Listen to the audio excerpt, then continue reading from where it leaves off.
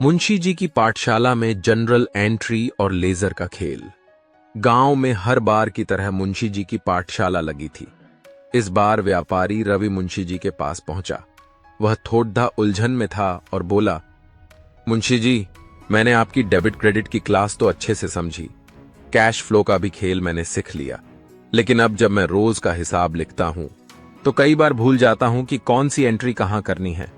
मुंशी जी मुस्कुराए, रवि, यह बड़ी दीदी आम परेशानी है।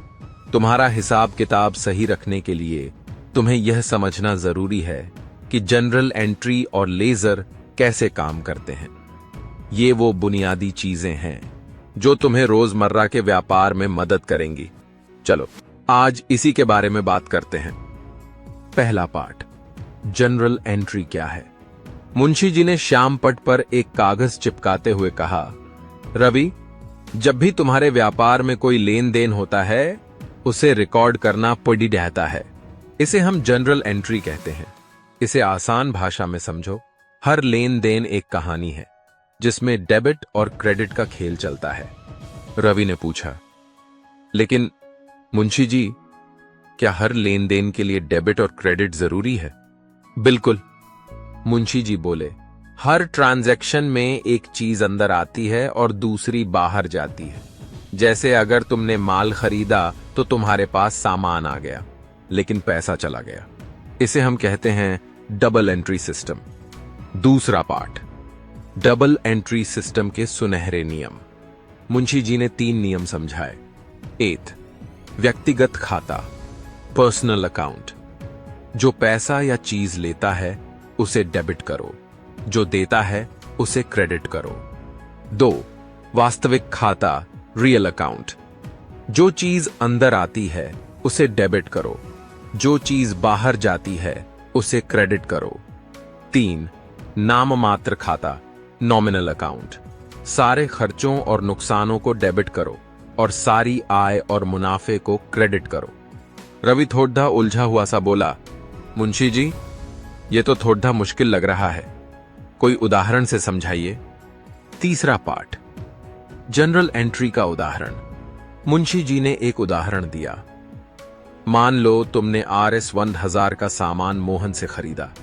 यहां तुम्हारे पास सामान आया, यानी यह एक वास्तविक खाता है और इसे डेबिट करना होगा। दूसरी तरफ तुमने मोहन को पैसा दिया, यानी मोहन का व्यक्तिगत खाता क्रेडिट होगा। रवि ने कहा, अब समझ में आया।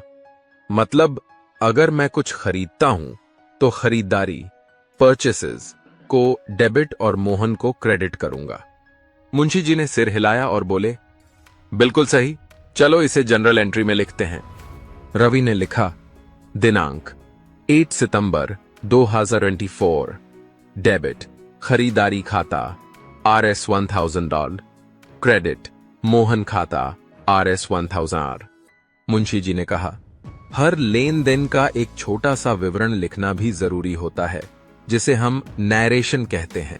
यह तुम्हें और दूसरों को समझने में मदद करता है कि ट्रांजैक्शन क्यों हुआ। चौथा पार्ट, लेजर का महत्व। रवि ने पूछा, मुंशी जी, अगर मैंने सारी एंट्री जनरल में कर दी तो क्या यह काफी है? मुंशी जी मुस्कुराए और बोले, रवि, जनरल एंट्री पहला कदम है, लेकिन तुम्हें अपने सारे खातों को अलग अलग भी रखना होगा। इसे हम लेजर कहते हैं। जैसे कि जनरल एंट्री एक डायरी है, वहीं लेजर तुम्हारा बही खाता है जो तुम्हारे प्रत्येक खाते का सारांश दिखाता है। रवि ने हैरानी से पूछा, लेजर कैसे बनाते हैं? पांचवा पार्ट, लेजर बनाना। मुंशी जी ने बताया, लेजर में तुम्हें हर खाते के लिए अलग अलग टी शेप वाला खाता बनाना होगा। जैसे इस उदाहरण में तुम्हें खरीदारी खाता और मोहन खाता बनाना होगा। चलो इसे करते हैं। रवि ने कागज पर 2 लेजर बनाए। खरीदारी खाता डेबिट RS 1000, मोहन खाता क्रेडिट RS 1000। मुंशी जी ने समझाया, देखो, जनरल एंट्री की सारी जानकारी अब लेजर में आ गई है। लेजर तुम्हारे व्यापार के अलग अलग हिस्सों को व्यवस्थित तरीके से दिखाता है। इससे तुम्हें यह पता चलेगा कि कौन से खाते में कितना पैसा है। छठा पार्ट, लेजर के फायदे। रवि ने अब पूरे ध्यान से मुंशी जी की बातों को समझ लिया था। उसने कहा, मुंशी जी, अब मुझे समझ आ गया कि जनरल एंट्री और लेजर दोनों ही जरूरी क्यों हैं।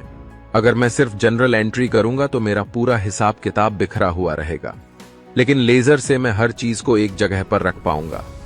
मुंशी जी ने सहमति में सिर हिलाया। बिल्कुल सही रवि, जनरल एंट्री से तुम्हें ट्रांजैक्शन का क्रम समझ में आता है और लेजर से उसका सारांश। दोनों मिलकर तुम्हारा व्यापार का हिसाब किताब सटीक और व्यवस्थित रखते हैं।